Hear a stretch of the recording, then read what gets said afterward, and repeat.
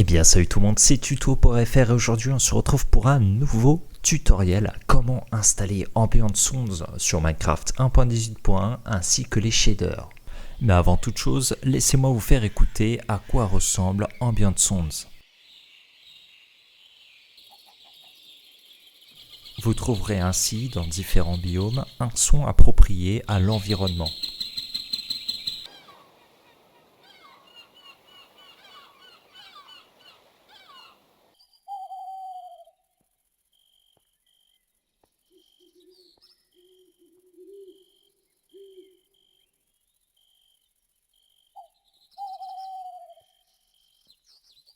Dans votre navigateur internet, on se retrouve sur Forge 1.18.1 et on clique sur Installer, lien en description.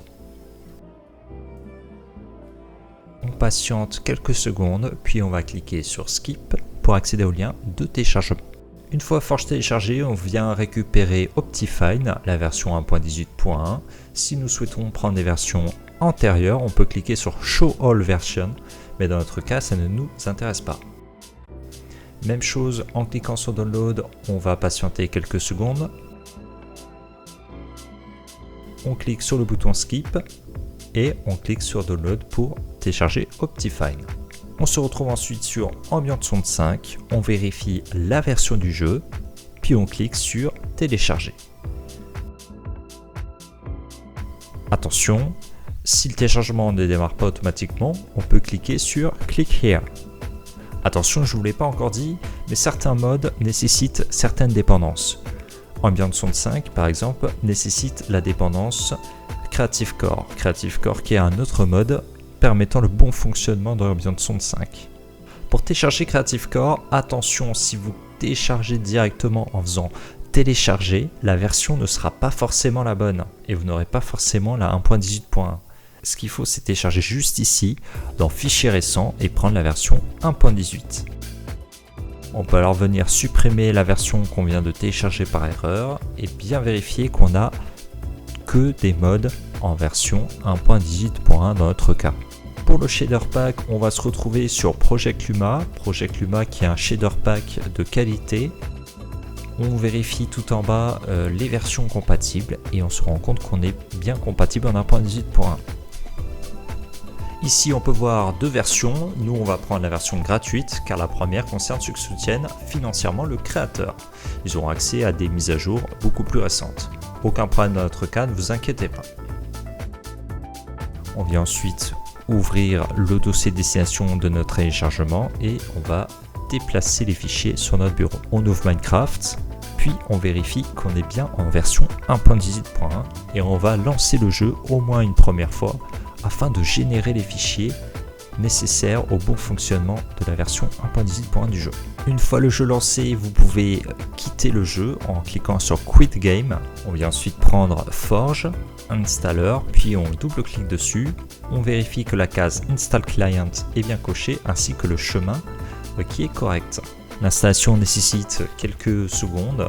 Encore une fois, faites preuve de patience. Une fois que Forge est installé, une petite pop-up apparaît. On peut cliquer sur OK, puis on peut carrément supprimer notre Forge Installer ainsi que le petit fichier texte qu'il nous a généré.